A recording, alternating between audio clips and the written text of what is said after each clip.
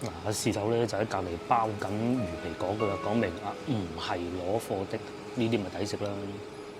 同埋啲芹菜粒咧，食一粒魚皮角，跟住咧再食飲粉飲啖湯，哇超好！真係手工貨，與眾不同咧。睇下呢啲個樣咧大小不一，你就知道啦。睇先，開演通知呢度係寫住啊，每天下午2點就開始有表演噶啦，一路到4點45分嘅。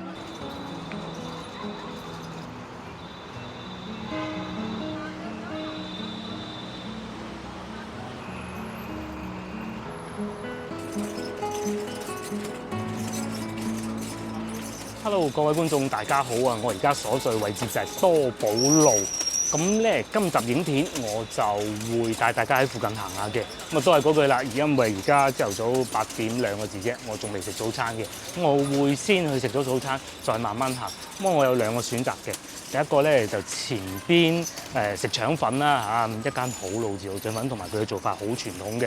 不過咧人比較多，咁啊我唔係首選啦嚇。咁第二個咧，我就想翻去國強嗰度食炒牛河。咁啊至於粥嘅話，到時再算啦，因為而家天氣熱咗好多，到時再算。咁啊食完早餐之後咧，我應該去荔枝灣涌裏邊行下嘅。咁裏邊有幾個博物館，據說已經開翻門㗎啦。咁啊最後我就會翻過去馬蹄糕嗰度行下嘅，因為有好多香港觀眾都想知道話啊嗰邊嗰啲馬蹄糕究竟係解邊間好，點樣過去，各種資訊佢哋都想知道。出發嗱，話說前邊咧就係中山三院，咁如果想過嚟多寶路，想行荔枝灣涌，其實有一個地鐵站係比較近嘅。就係我啱啱出嚟嘅如意坊地鐵站啊，咁喺嗰度行過嚟，大概只需要5分鐘，就係我一路行呢段時間啦。咁其實幾方便嘅，就好過喺中山8路地鐵站出嚟啦。譬如行到嚟呢度，我哋已經見到荔枝灣涌啦。不過當然呢一部分咧係中段嚟嘅啫，離兩邊嘅旅遊景點咧都有點而遠，一邊就係龍津路，一邊就係永慶坊。咁至於面前咧，人來人往就係多寶路啦。咁啊，前邊因為有間醫院啊，大醫院，所以咧呢度附近啊，經常都會塞車嘅。啊，至於鏡頭嘅正前方咧，就係我啱先提及嘅廣醫三院，廣州醫科大學附屬第3醫院。咁佢哋係一個好大醫院啦，裏邊醫療水平都係好高嘅，同埋唔會亂咁開藥。咁啊，因為我老婆阿爸阿媽始終都係有一定年紀啊，咁佢哋有病有痛咧，都係會過嚟呢度住院啊，各種嘅啫，就唔會亂開藥嘅，幾好嘅。喺醫院隔離咧就西關培英中學，咁我哋計劃想去食早餐嘅腸粉檔咧，就喺前邊，位於呢個昌華街嘅入口啦，正就喺隔離嘅啫。新聯腸粉，咁因為近期食咗腸粉食得太多啦，咁我基本上唔係好想喺呢度食早餐嘅。不過如果有觀眾話好想食腸粉，好想食靚腸粉嘅，我極力推薦呢一間。佢哋嘅做法係好傳統嘅。咧就喺呢度啦。不過咧，老實講啊，裏邊嘅環境嘛，就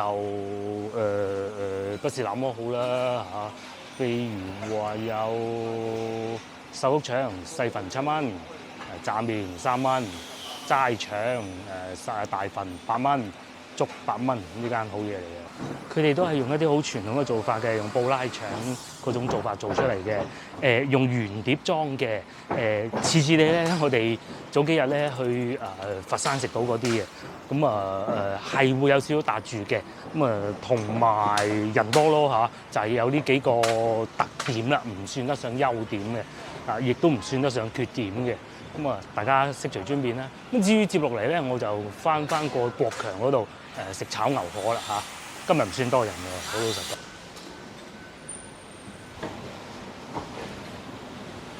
咁另外咧，有觀眾啊就想話，究竟翻到嚟西關呢邊有咩好嘅酒店推介咧？我咧就推介呢一間。首先咧，第一佢價錢唔會係太貴，即係對面咧，大家見唔見到武林廚神4個字咧？微八日居公館，我哋稱之為日居酒店啦，就係咁樣樣嘅啦。首先咧，佢屬於便捷酒店，唔算好大嘅。譬如話，如果我要住今晚嘅房間咁先算啦嚇，300蚊搞掂㗎啦，係咪？雙床房330蚊嘅，而且咧交通極為便利。佢咧係位於龍津路嘅，喺呢度往左轉就已經可以過到啱啱我哋出嚟嘅如意坊地鐵站。鏡頭一擰過嚟呢邊咧，喺呢度行去永慶坊咧，大概5分鐘左右就到得到㗎啦。咁然之後咧，喺佢嘅樓下亦都有啱啱我哋睇見嘅武林廚神飲茶嘅地方啦。然之後咧，喺我嘅左手邊，即係喺呢個酒店行前啲咁多咧，亦都有一個茶居，不過就新派少少嘅，就係呢個對面叫做喜世點茶居啦。咁新派啲，但係咧坐得個環境就好舒服嘅。過去睇睇佢啦，就係呢度啦，係我哋平時中意去嗰種咧打折嘅茶樓嚟嘅。咁佢最低咧係會去到5點8折啦。全天茶市，朝頭早8點半一路做到夜晚黑9點鐘，中間都係冇任何休息時段嘅。咁最低5點8折，睇下嗱呢度就有寫佢哋有啲咩嘢食啦。咁但係可惜咧就冇寫價錢。咁呢啲老茶樓咧，都係當地街坊啊、當地嗰啲叔叔阿姨飲茶食飯咧，絕對唔會太貴嘅。咁再嚟，如果你話我想突然間又想去譬如話白雲山行下咁，有一個交通路線坐公共交通工具係咁嘅。首先你行翻過去如意坊地鐵站嗰度，屬於6號線嚟嘅，一路坐到去歐莊。咁歐莊出嚟之後咧，就坐245巴士，咁咧就可以去到白雲山南門同埋西門㗎啦。咁就係我之前咧同老婆上去飲茶嗰一次咧，呢個方案係平得嚟，又唔會用太多時間嘅。咁即使你話我唔中意飲茶㗎，我唔要飲茶，喺呢度附近咧都好多類似對面嗰種小食店啦。譬如話上邊寫住瀨粉咁大個字啦，牛雜煲88蚊啦，夜晚係有嘢食嘅。咁喺呢條路上邊咧，亦都會有好多賣包啊、蒸包啊各種鋪頭，甚至乎你翻到去啱先嘅腸粉鋪，亦都只需要幾分鐘路程嘅啫。甚至乎你話我中意買啲餸啊，行下市場嘅，喺呢一度入去就係逢源路市場啦。冇見過門面咁行入去咧，好多嘢買嘅，因為喺呢度一穿過去咧，就已經去到戶外市場嗰部分㗎啦。咁同埋咧，始終呢度老城區上邊啲樹蔭夠多，唔似話翻到天河嗰啲咧，即使你到夏天咧都唔會太熱。如果你喺天河嘅話咧，永遠都係要捐入個商場裏邊噶嘛。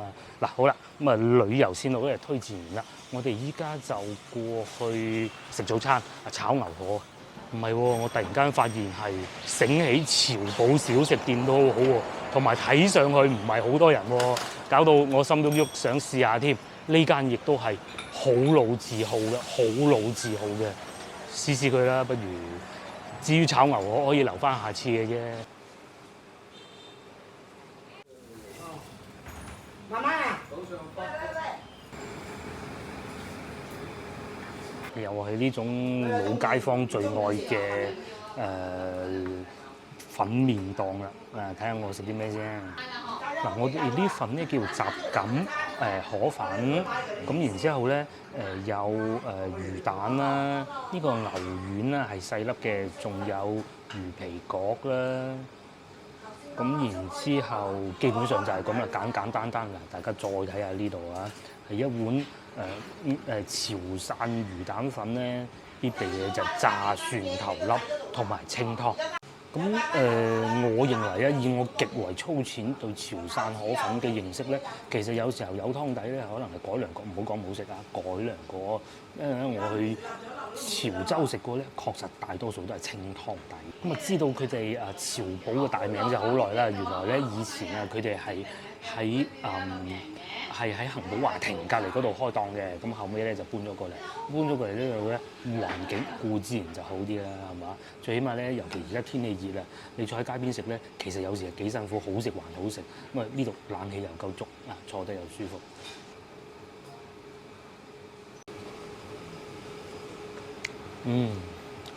雖然係清湯底，但係咧一樣好鮮。嗱，侍手咧就喺隔離包緊魚皮講佢講明啊，唔係攞貨的，呢啲咪抵食啦！哇，超級爽口彈啊！裏邊咧有少少嘅鮮味，跟住咧食啖飯。雖然係清湯底啊，咁啊當然有味嘅，但係咧有蒜炸過啲蒜頭咧，同埋啲芹菜粒咧，食一粒魚皮角，跟住咧再食啖粉飲啖湯，哇，超好味！食到後段咧，就食到魚嗰種腥腥地嘅味道。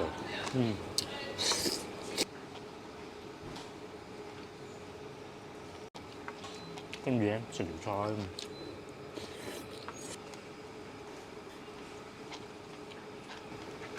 哇！我好欣賞呢一個，真係。跟住咧飲啖靚湯。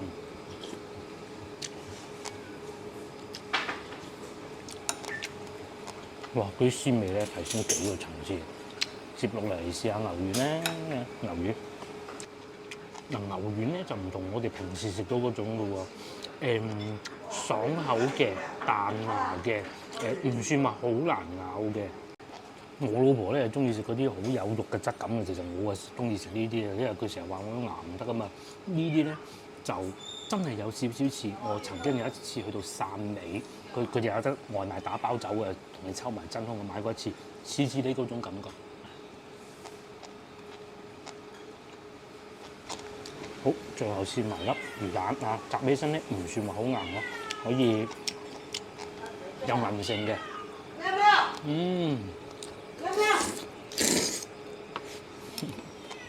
哇！真係手工貨，與眾不同啊！睇下呢啲個樣咧，大小不一，你就知道啦。同埋喺鋪頭仲有隻貓咪好得意啊，走嚟走去，好開心。嗱，我繼續食粉啦，食飽之後咧，再帶大家喺附近行下。貓咧？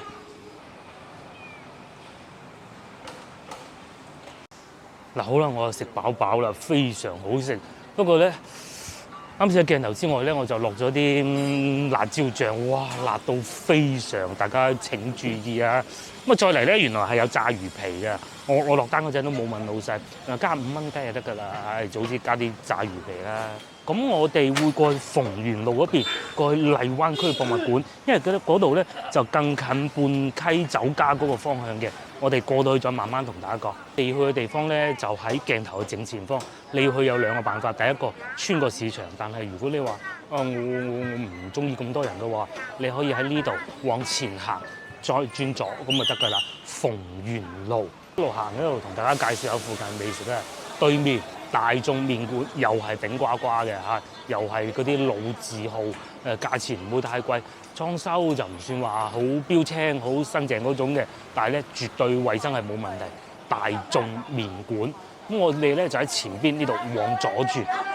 喺呢條路咧，你亦都可以揾到好多老廣州嘅生活氣息啦，譬如話榕樹啦，呢啲士多店啦、小食店啦。正如先頭所講，喺呢街道裏邊行走，因為上面樹木夠多，所以絕對唔會太辛苦嘅。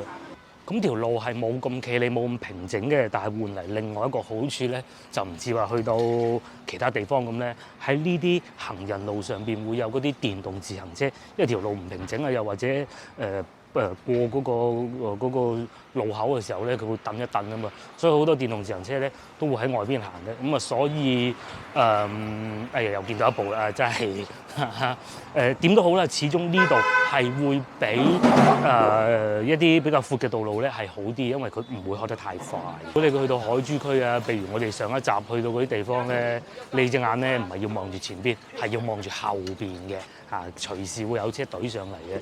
咁呢度咧就會好啲啊！嗱，好似啱先嗰個果仔咁，佢應該係工程嗰啲監工嚟嘅，佢過嚟視察工作嘅啫，咁啊走咗去啦。呢啲路咧，佢咧對於佢嚟講咧係好難行，係唔方便嘅，佢係唔中意行呢。再行咗不遠，前邊咧就係我最初想過嚟食嘢嘅地方國強啦。咁嗱，好老實講啊，佢坐起身咧就真係冇啱先嗰咁舒服，唔係環境差，而係咧都比較熱嘅，因為佢咁樣開放式嘅門面嚇。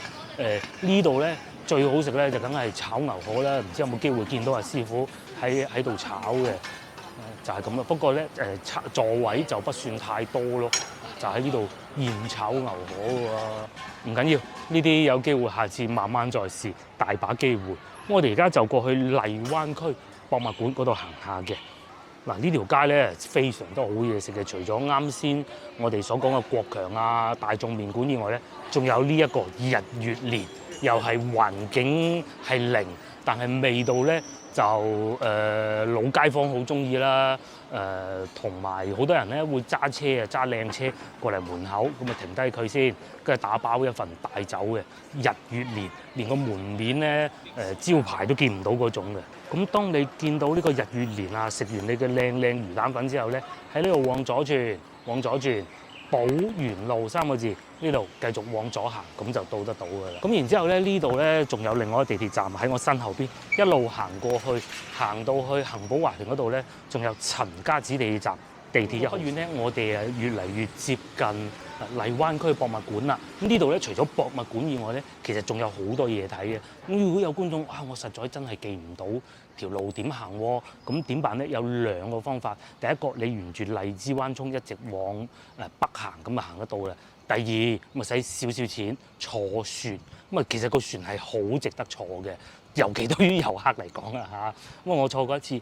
真係幾好嘅，咁啊一路你又可以欣賞沿路嘅風光啦，二來咧又就腳啲啊嘛。咁呢一邊咧就係遊船嘅另外一個碼頭，另外一個碼頭咧就喺永慶坊嗰度嘅。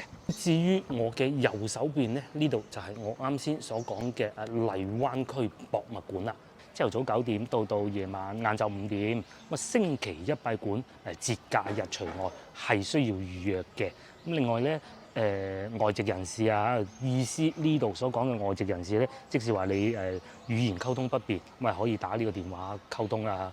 咁啊再嚟呢度，亦都清晰咁寫住啦，身份證、護照、港澳通行證都可以進館嘅。我哋入去睇睇。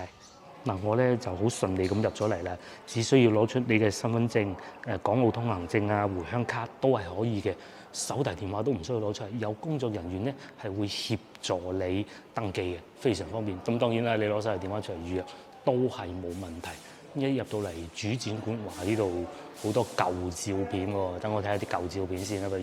嗱，上次係睇過博物館啦，今次又睇博物館啦。首先呢個第一個，我最記得啦，東亞大酒店，即是人民路嗰度咧，原來以前東亞大酒店係咁樣嘅。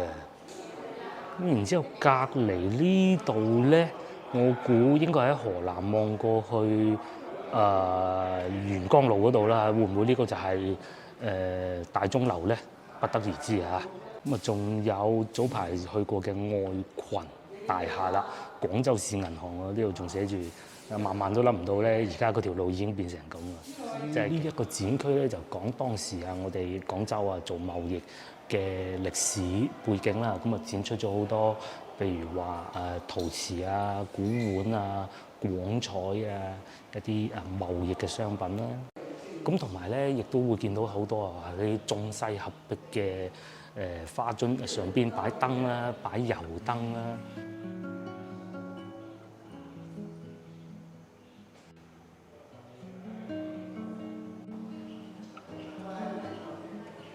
咁同埋咧，我已經證實到啊，呢度咧係可以影相，門口亦都有指引係寫住可以拍照嘅。但係當然啦，你嗰啲 selfie 嗰啲杆啊，係最好唔好打得到人，咁就得㗎啦。我哋上樓上睇下。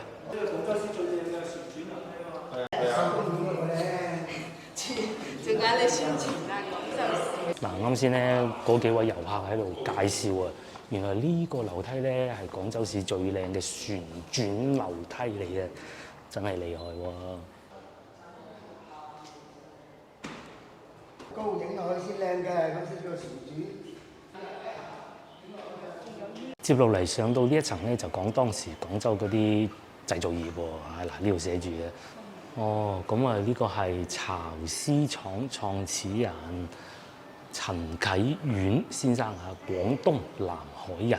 唔知大家仲記唔記得有一次我哋去到順德咧，咪見到有個咩銀行結算街嘅，咁相信同我哋而家嚟睇到呢段歷史咧係有一定嘅淵源嘅。而且佛山嘅嶺南天地咧，咪話有一個簡氏嘅舊居嘅咧，就原來就係呢兩位嘅，就係呢兩位簡先生啊，簡兆南先生、簡玉佳先生，佢哋創立咗南洋煙草公司，佢哋嘅舊居咧就喺佛山嗰度嘅。哇！當時嗰啲煙仔上面嘅公仔紙係咁靚嘅喎，有顏色嘅喎。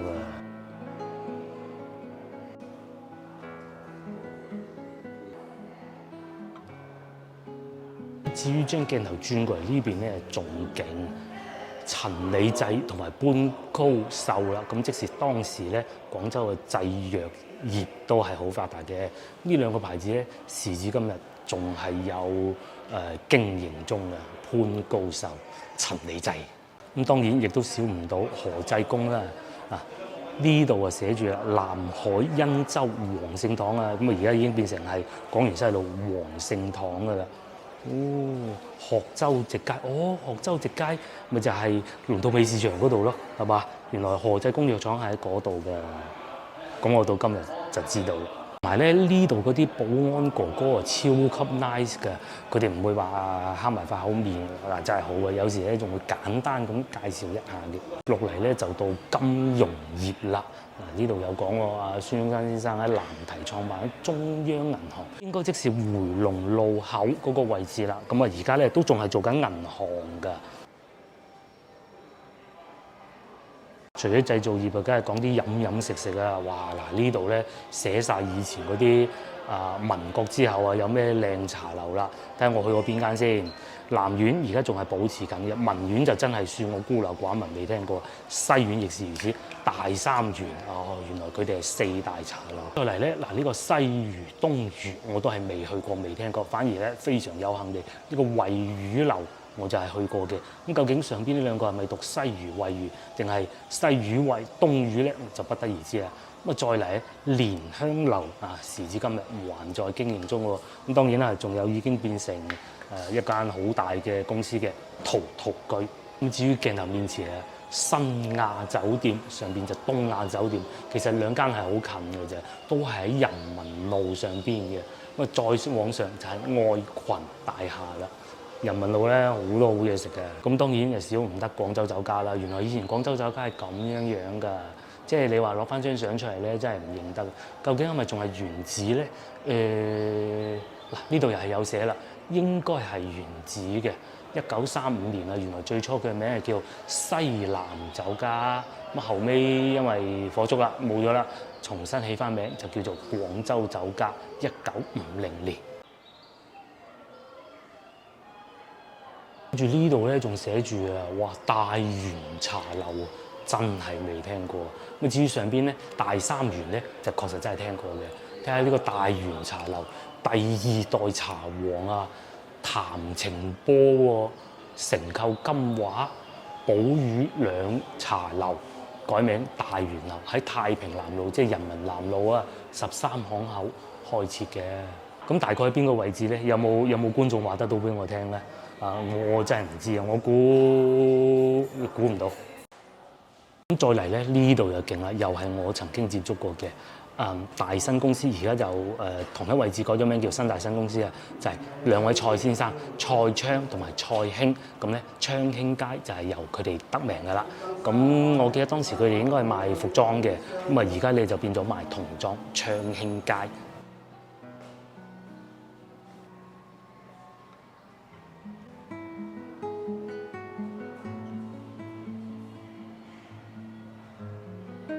嗱，好啦，博物館咧，我哋睇住咁多先，因為咧佢需時都比較長嘅，剩低部分仲有幾個館，留翻各位觀眾翻嚟慢慢睇。至於下邊咧，一步之遙過去就係半溪酒家啦。咁下邊咧見到有條涌就係荔枝灣涌，喺前邊咧有啲人行去，嘅地方咧，去到星期六日係會超級熱鬧嘅，咁係會有好多小食。然之後，如果如無意外，去到端午節嘅時候咧，呢度係有一睇爬龍舟嘅。咁因為我咧舊年亦都同大家嚟直播過一次，咁如果大家未必就得啱時間嚟睇爬龍舟，但係咧對粵劇係非常之感興趣嘅咧，就喺呢度一步之遙行過去，喺呢度行過去就可以晏晝2點半可以睇到啲發燒友，都唔算發燒友啊，應該叫大師傅啊、大老倌喺度表演粵曲嘅。而家帶大家落去，當你行完第一展館，你就可以過嚟呢度第二展館入去再慢慢參觀嘅。至於我咧，就留翻俾觀眾自己過嚟睇啦。我同大家再介紹一下睇粵曲嘅地方，就喺呢度嘅啫。至於啱先我哋睇嘅第一展館咧，就係面前呢度啦。我啱先喺上邊 pan 落嚟，嗱呢度就係啱先所講嘅食小食嗰條街啦嚇。一行出去轉左就已經係半溪酒家。咁一路 pan 過嚟呢度呢個位置，咪見到有條橋嘅，條橋一過咗去對面就可以睇到粵曲噶啦。不過當然係要就時間㗎嚇。咁啊然之後咧，如果大家都話，哎呀我唔係好識路喎，其實喺啱先咧廣醫三院嗰個地方，見到前邊有個建築物咧，嗰度行過嚟咧，大概5分鐘到啦，就會到得到㗎啦。其實好方便嘅，只不過我要去食早餐，所以就行遠咗嘅啫。因為咧永慶坊雖好，但係咧始終你要涵蓋唔同年齡段嘅遊客噶嘛，係咪？有時候可能有人覺得，喂大佬嗰度好後生、好年輕，嗰啲奶茶我唔飲㗎咁。其實咧，即使嚟到永慶坊咧，你都可以遊玩呢啲。咁當然啦，重中之重你就再可以去參觀粵劇博物館。粵劇博物館咧都係一樣嘅，同呢個博物館星期一閉館，朝頭早8點半到晏晝5點係開館時間，又係攞住個身份證啊、回鄉卡啊、護照入去登記咁就得㗎啦，非常之快嘅。理論上應該唔會有枯咗嘅時候嘅。至於行到嚟呢度，我行咗幾步咧，見到一棵咁勁嘅大榕樹，就係聽粵曲嘅地方啦。咁當然呢個時間人哋係未開始啊嚇。有好多街坊市民喺度晨運，就係呢度啦。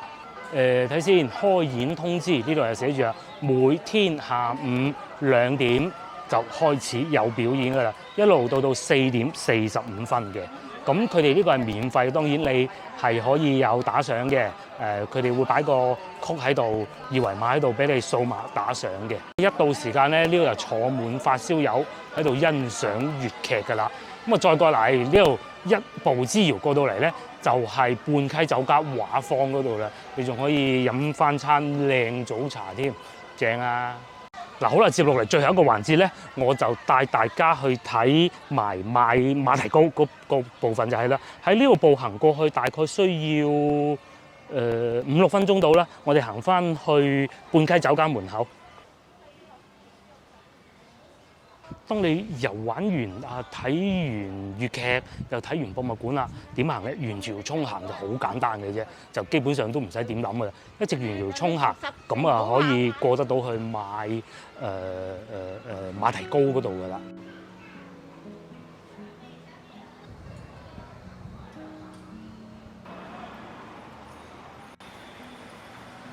當你經過幾分鐘嘅步行之後咧，就嚟到半溪酒家。半溪酒家飲茶食飯啊，好去處啦！你見到半溪酒家之後咧，一將個頭擰過嚟對面就見到廣州酒家，咁喺呢個方向行過去就得啦。咁啊有熟知廣州嘅觀眾就知道啦，喂點解廣州酒家喺呢度嘅咧？係呢度係佢分店嚟嘅啫，新開無耐嘅。咁隔離仲有綠色咖啡店啦。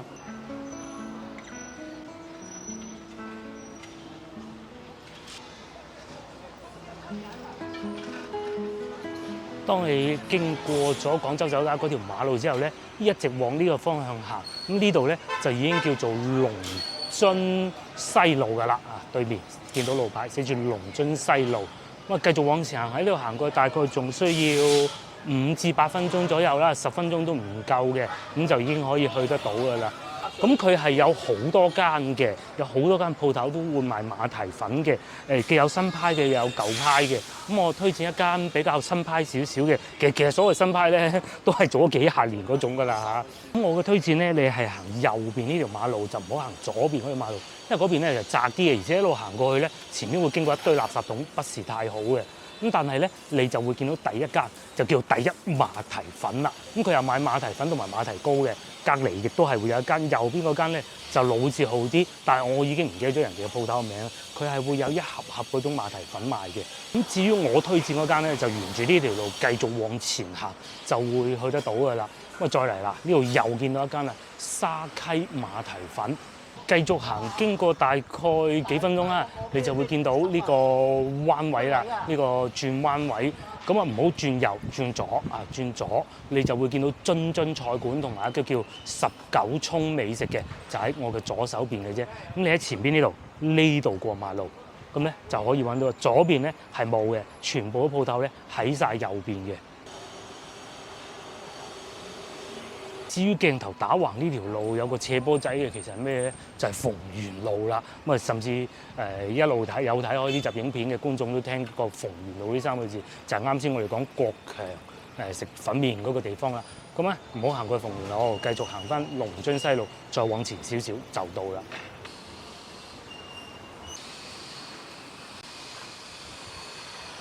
嗱，我嘅推薦咧係呢一間順盞馬蹄粉。買件馬蹄糕，哦有桂花嘅喎，呢個係老細馬蹄糕幾錢斤啊？係咪15蚊一斤啊？都係15蚊。都係15蚊一斤。我要半斤黑芝麻，又要半斤普通嗰種。嗱，佢嘅糕點啊種類好多，呢個應該叫做椰汁糕吧？椰汁啊，仲有隔離有千層嘅。呢種1斤嘅賣幾錢一盒啊？盒裝嘅31。31蚊哦。袋裝嗰啲係30。袋裝30，大概都係呢個價位哦。明白。哇！呢隻包到咁靚嘅，呢個係叫做又係31咯。都係31，一樣嘅呢個包裝唔同。包裝。哦，傳統包裝，明白，唔該晒。糕咧我就買咗2嚿啦。咁除咗馬蹄糕以外咧，仲有馬蹄粉嘅，仲有好多選擇嘅。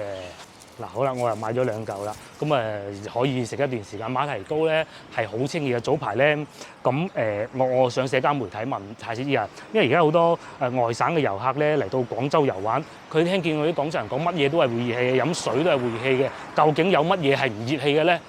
咁啊買完馬蹄糕之後咧，其實呢段路咧都仲有好多嘢食嘅，數之不盡咁多。繼續往前行咧，就有大名鼎鼎嘅龍津路市場啦。喺龍津路市場前邊往右轉咧，就可以去到食腸粉嘅嗰個元記腸粉啦。係啊，咁啊再行前少少，唔好轉路咧，仲有叫咩名好咧？叫翻屎坑粉嚇，屎坑粉嘅。